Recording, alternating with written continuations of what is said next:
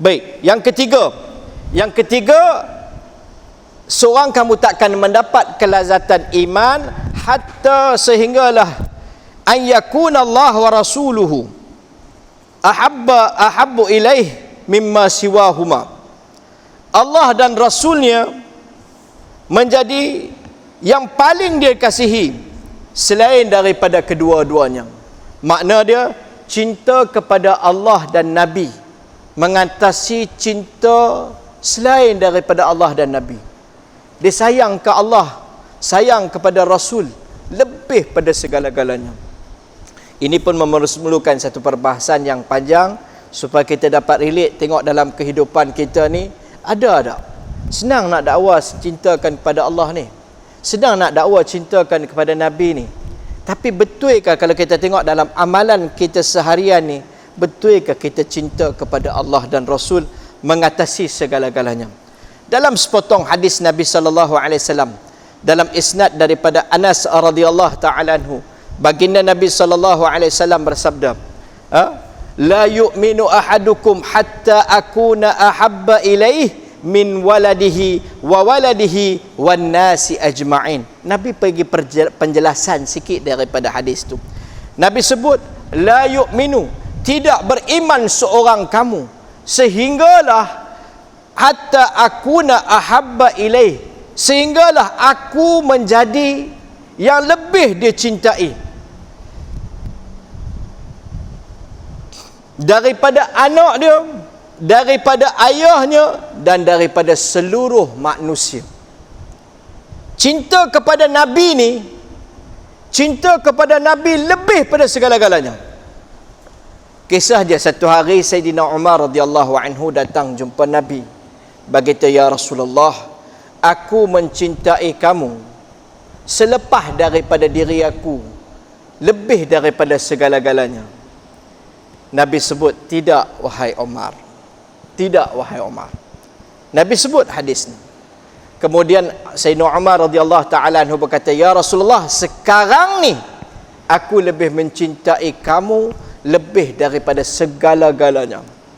Nabi sebut, al-an ya Umar, al-an. Lani baru betul wahai Sayyidina Umar.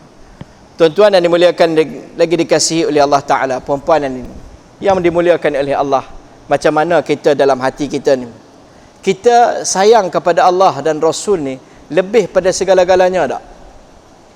Anak kita, kadang-kadang bila berlaku perkara berkaitan dengan anak kita, kalau kita tengok dalam kehidupan kita, kadang-kadang kita dah tak fikir hukum hakam agama. Majlis perkahwinan jalan, baru make up, RM400 dia make up. Masuk azan Zuhur, betul-betul dekat azan Zuhur baru dia nak main kan. Lepas tu Lani dia nak pergi sembahyang, nak tanggal make up. Jom lah, duk nampak RM400 kan. Tanya bapak pula lagi, bapak pun duk fikir RM400 ni. Tak apalah, agama tu mudah. Hang jamak bila dia pun jadi mufti tang tu, bagi satu fatwa jamak. Bapak dengar kata macam boleh jamak kenduri ni. Pasal apa? Al-fulusu fid dunya wal manfusu fil akhirah. Almarhum Allahumma yarhamhu Ustaz Ismail kamu sebut seduit. Ada satu majlis perkahwinan saya hadir, dia suruh saya baca doa. Saya hadir adik-beradik lah. Saya kata doa masing-masing baca sendiri. Dah Ustaz kena baca sikit, ambil berkat. Saya kata memanglah nak bagi berkat lah, kata masing-masing baca. Barakallahu lakuma. Tak, dia nak suruh juga pergi depan, nak dapat berkat. Tak apalah, saya pun ambil kesempatan tu. Kadang mazhab kita harus semua dalam perkara ni kan, perkara yang harus tak datang larangan daripada agama. Baik, dia nak suruh doa ramai-ramai, kita pun pergi ke depan kan, doa. Saya kata kita nak dapat berkat ni, nak dapat barakah, keberkatan dalam mengikut perintah Allah dan Nabi sallallahu alaihi wasallam. Jadi saya kata yang pertama, kalau yang nak ni pengantin ni tak semayang, memang berkat tak dapat. Pengantin pula baru main nak masuk semayang Zuhur kan. Tapi pengantin duduk ada kat pintu depan lah. Dia pun baru nak mai. Naik ke atas tu, saya pun kata, kalau kita nak dapat berkat, kena ikut perintah Allah dan Rasul. Kalau hari pertama, hari perkahwinan kita dah langgar perintah Allah dan Rasul, macam mana kita nak dapat berkat? Kita minta kepada Allah apa yang kita suka, tapi kita buat apa yang Allah murka. Betapa peliknya dalam hidup ni. Semayang lewat-lewatkan. Pukul 6.30 semayang asar. Lepas tu minta kepada Allah syurga Jannatul Firdausul A'la. Syurga yang paling tinggi. Tak ke panas telinga malaikat tu. Kan? Semayang 6.30 asar. Nak dekat habis lah ni. Kan? Minta Jannatul Firdaus lepas semayang. Ya Allah, kurniakanlah kepadaku syurga Firdaus yang tertinggi. Ya Allah. Tinggi pula. Kan? Tu sembahyang seorang. Ingat satu dunia. Fatihah pun keliru. Aku baca tak baca. Tu minta Jannatul A'la. Jannatul Firdaus A'la. Itu kadang perbuatan kita ni tak selari dengan apa yang kita minta. Barakah datang dalam kehidupan kita mentaati perintah Allah. Kadang-kadang kerana anak, ayah, kadang-kadang keluarga, kadang-kadang melanggar perintah Allah. Tapi bila kita sebut, saya memang Allah Rasulah nombor satu, Ustaz. Kenduri kahwin, macam mana Allah Rasul? Ada tak tahun depan? Tak, Ustaz. Semayang ni dia kira Islam bagi kelonggaran. Lagi tak keluar waktu, tak apa. Kan? Dalam had syariat tak apalah, kan? Tapi yang ni bukan cerita tentang hukum harus tak harus. Yang ni cerita tentang mahabbah, cinta. Cinta ni dia letak nombor satu. Kita bagi pada orang kita cinta ni benda yang belen-belen ke benda yang paling bernilai. Semayang Allah paling suka masa bila? Last minute ke awal waktu? Nabi dengan azan mengeletak. Bangun macam tak kenal orang keliling dia. Nabi beritahu kepada Bilal radhiyallahu ta'ala anhu, wahai Bilal, adzin, laungkan azan. Arih Nabi salah. Bagi ketenangan kepada kami dengan sembahyang. Kita macam mana? Allah Rasul nombor satu. Mulut kita duk ucap. Duk azan tang sini, duk sembang lagi sikit. Sikit lagi duk hantar mesej. Sini duk ikamat lah. Sana duk ada lagi sikit lagi. Lagi sikit nak bagi habis ni. Buah penamat. Tak, aku nak cerita buah penamat. Sini ikamat lah. Tu ahli masjid. Bukan sini lah, tempat lain. Sini kamat dah. Tang sana ada majlis lagi, kopi lagi sikit. Berdepan dengan halal dan haram dalam perniagaan. Baru kita nampak Allah Rasul betul ke nombor satu. Hadis ni barulah dapat didermakan.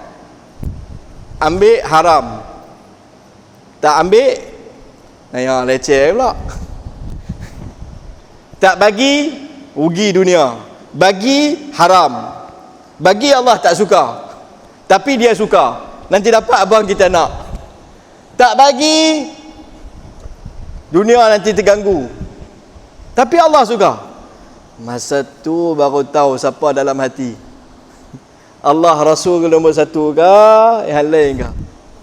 Nak mendepankan Allah dan Rasul. Sebab tu Nabi bagi contoh. Nabi sebut nombor satu sekali waladihi, anak. Sebab kerana anak ni kadang-kadang berlaku macam-macam cerita. Kan? Masa pun dah habis.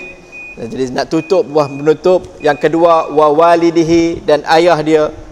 Nabi bagi contoh kedua ibu bapa dia, wan nasi ajma'in, dan kerana manusia segala-galanya. Masuklah contoh hari ni kerana cinta. Hari ni kerana di mana pun media masa duk bubuh gambar cinta, lari pada rumah kerana cinta tinggal mak bapak tu satu perkara yang hebat. Kadang dia masa mainkan peranan membentuk pemikiran dalam hati anak-anak. Dia pun rasa kira feeling kira habis hebat lah. Tinggal mak bapak ni kira bagus. Padahal cinta mak bapak tu daripada dia kecil sampai dia besar sebelum dia kenal orang tu. Pergi terjun jambatan tu jambatan ni. Kan? Terjun kalau seorang terjun meninggal, seorang hidup baru ni tengok di mana kan, janji sama-sama cinta tak dapat nak menikah, seorang terjun dah, seorang lagi tak berani nak terjun, dia hidup. Itu dah arwah bunuh diri. Apa kesan dia? neraka. Dalam hadis sebut selama-lamanya. Tapi para ulama menafsirkan khalidin dalam hadis tersebut maksudnya satu jangka masa yang panjang. Allah dan Rasul ada nombor satu. Nombor satu kan nombor berapa? Bila datang cinta ni kadang manusia keliru. Ada banyak soalan kisah-kisah benar tapi masa tak mengizinkan. InsyaAllah pada kesempatan yang lain kita bagi contoh-contoh. Saya rasa hari tadi saya susun ni ingat di belakang ni memang nak cakap perkara ni supaya kita terdedah hari ni punya keadaan realiti anak muda pada hari ni.